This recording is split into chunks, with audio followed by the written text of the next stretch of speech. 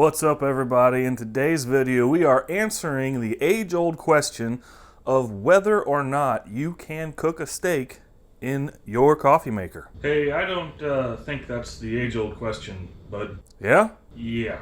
Okay.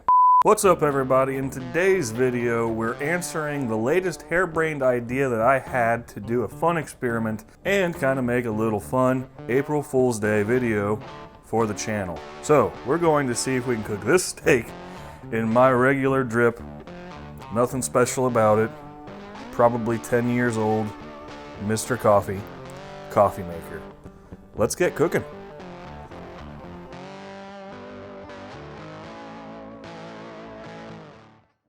Alright, so the first thing that we're going to do is I'm going to tell you my plan. So obviously the heating element does not get hotter than boiling, so it's not going to even be 212 degrees.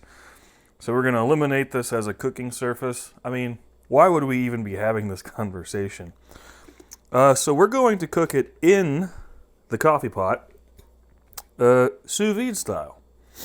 So here's the thing about sous vide. An immersion cooker will heat the temperature of the water exactly up to where you want the internal temperature of the meat to be. That's why you can cook it overnight without overdoing it. I think I'd like to get my steak to about 130 to 135 degrees finished. So we're going to subtract about 10 degrees because we're going to finish it in a screaming hot cast iron pan. But the problem is, if this water is just below boiling, say 190 to 200 degrees, I don't know, that's going to overcook our steak. So we're going to put it in a vacuum sealed bag alongside a ThermoPro TempSpike Pro probe, vacuum seal it. We'll know exactly when to pull it out of here and then put it in the pan. Sound like a good idea? I think it sounds like a stupid idea, but we're doing it. Alright, I just filled it up to the 10 cup mark because we gotta leave some room for our steak.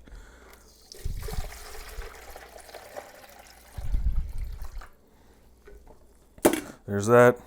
No filter, no coffee, just water. Go ahead and turn that on. And it's time to get our steak going. Alright, so here's how we're seasoning our steak today. We have a little bit of my 2-to-1. Some dried rosemary, a couple pats of butter, and a clove of garlic. And what we're going to do is we just want to coat our steak. This is a sirloin from Good Ranchers. I picked the smallest one I could find because we're going to have a space issue with our coffee pot.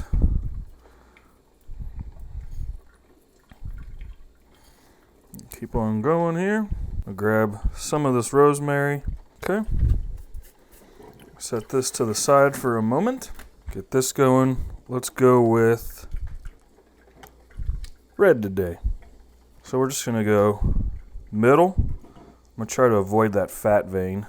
That might give us a false reading.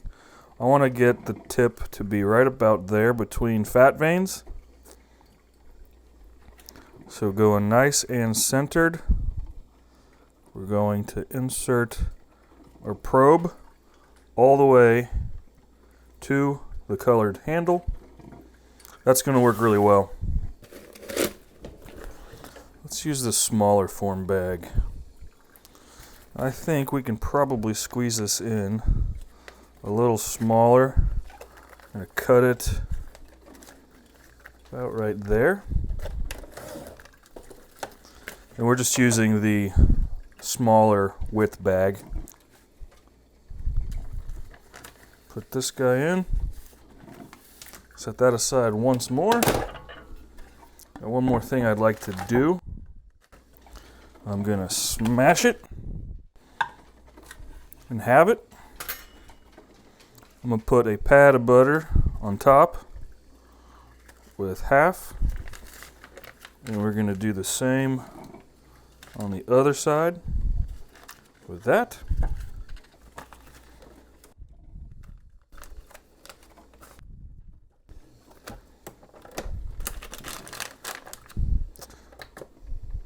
Okay,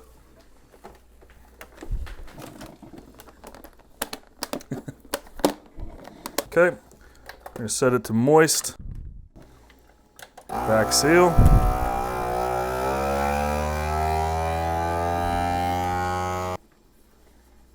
Okay, there we go.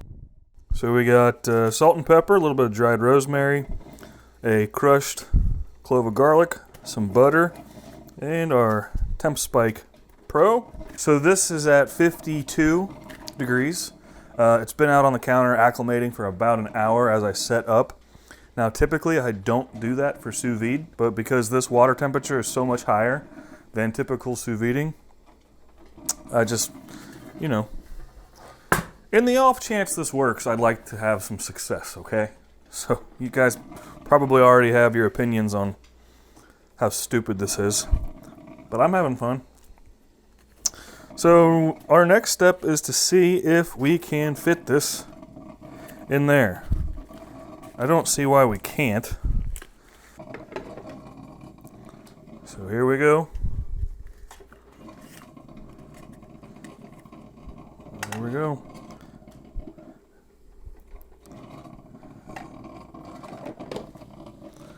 I'm gonna let it fill the rest of the way up. I want to make sure that our probe, oh yeah, we're good. The probe is covered. See, we got coverage of the probe. And there's our sirloin steak. We're reading 174 degrees, 76 and climbing. It'll take that ambient probe a couple of minutes to finish acclimating. You can see butter's melting. Yeah, our steak's at 154. I'm just gonna keep an eye on this and I'll bring you back in when it's time to go to the pan. Like I said, I think I'm gonna bring this up to 120. That'll give us plenty of time to sear it and make it look pretty. And that'll probably get us up to where we need to be. So see you guys in just a minute. All right, we are already at 116 degrees. When the coffee pot stopped percolating, I think that's what that's called, it was coming out at 174 degrees. Once it stopped, it has slowly slid down to 165. At 100 degrees, because this has happened so fast, we're only at the 12-minute mark. See? I went and I put our cast iron pan on a medium heat, which my potentiometer is broken, so I need all sorts of new stuff. We lost a GoPro today, and this dial here doesn't matter. Actually, this dial and that dial no longer matters where you set it. It's just high. So we'll be getting some new stuff here. We're 119 degrees. We're looking for 120. So there's 120. I'm going to shut this down.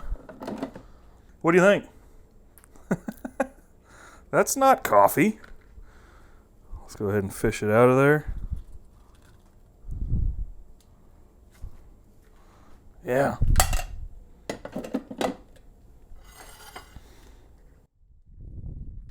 Look at that. So let's go ahead and get this prepped. Just 12 minutes. I'm going to leave the TempSpike in there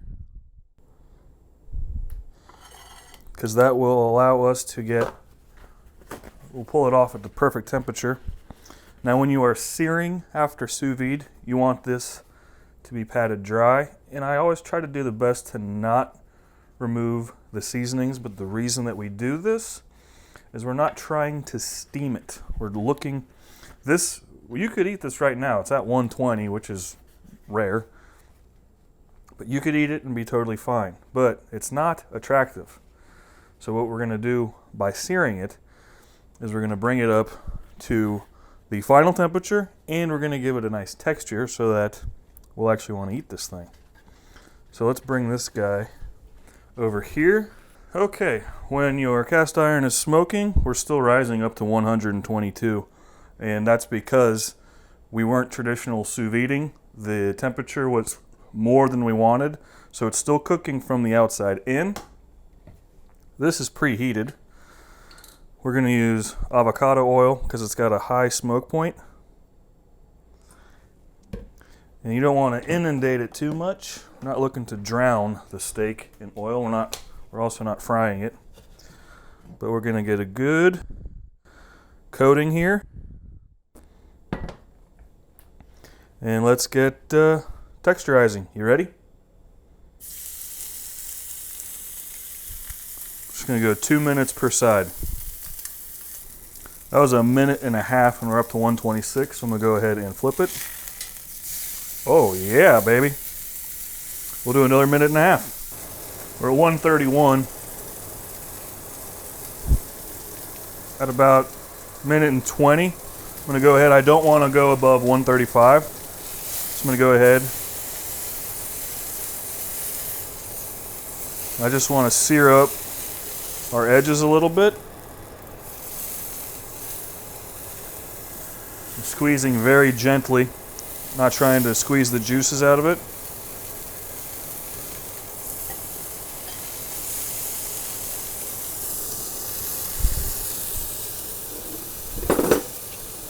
We're 134. Final side, where the probe was out.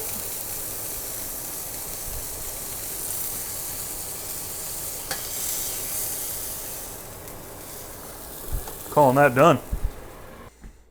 I can't believe how fast that went. We're at 19 minutes and 36 seconds. That's of cook time. I did not start the timer for preparation, but that was total sous vide, sous coffee, coffee vide, whatever, and the searing. Came out really good.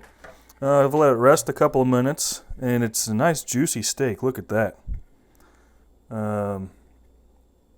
Yeah. Should have picked the cutting board with the juice tray. That's why we have those things.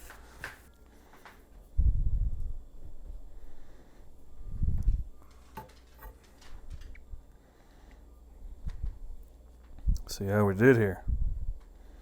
Okay, there's just no good way to do this and not get in the camera angle. Look at that.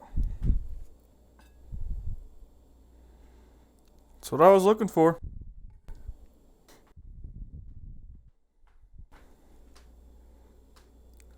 Nice and tender all around.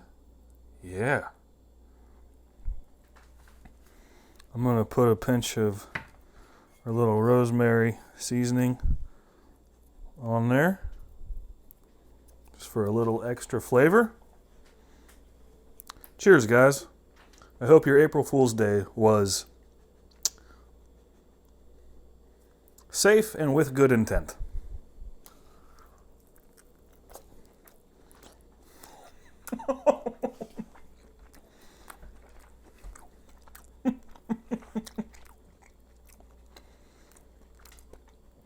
I can't believe how good that worked. Oh man. Oh man. I don't know if it's just because of the experience of the experiment that makes this taste better, but this is the best frickin' sous vide steak I've ever made. Not joking. Not April Fool's Day. Guys, thank you so much for hanging out with me this week. Go ahead and check out last year's April Fool's Day video if you want more. And we're back on track next week with things that aren't so goofy and experimental. Thank you guys so much. Till next time, be well.